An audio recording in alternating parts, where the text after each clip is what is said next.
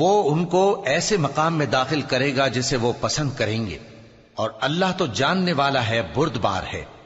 یہ بات اللہ کے ہاں ٹھہر چکی ہے، اور جو شخص کسی کو اتنی ہی ایذا دے جتنی ایذا اس کو دی گئی، پھر اس شخص پر زیادتی کی جائے تو اللہ اس کی مدد کرے گا۔ بے شک اللہ معاف کرنے والا ہے، بخشنے والا ہے۔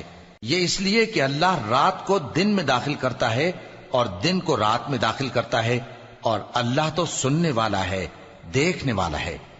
یہ اس لیے کہ اللہ ہی برحق ہے، اور جس چیز کو کافر اللہ کے سوا پکارتے ہیں وہ باطل ہے، اور اس لیے کہ اللہ اونچی شان والا ہے، بڑا ہے۔ کیا تم نہیں دیکھتے کہ اللہ آسمان سے مے برساتا ہے تو زمین سرسبز ہو جاتی ہے؟ بے شک اللہ مہربان ہے، خبردار ہے۔ جو کچھ آسمانوں میں ہے اور جو کچھ زمین میں ہے اسی کا ہے، اور بے شک اللہ بے نیاز ہے، قابل ستائش ہے۔ کیا تم نہیں دیکھتے کہ جتنی چیزیں زمین میں ہیں سب اللہ نے تمہارے زیر فرمان کر رکھی ہیں، اور کشتیاں بھی جو اسی کے حکم سے سمندر میں چلتی ہیں، اور وہ آسمان کو تھامے رہتا ہے کہ زمین پر نہ گر پڑے مگر اس کے حکم سے۔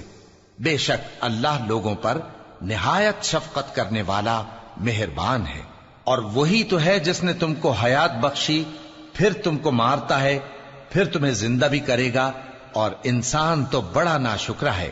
ہم نے ہر ایک امت کے لیے بندگی کی ایک راہ مقرر کر دی ہے کہ اسی طرح وہ بندگی کرتے ہیں، تو یہ لوگ تم سے اس معاملے میں جھگڑا نہ کریں، اور تم لوگوں کو اپنے پروردگار کی طرف بلاتے رہو، بے شک تم سیدھے رستے پر ہو۔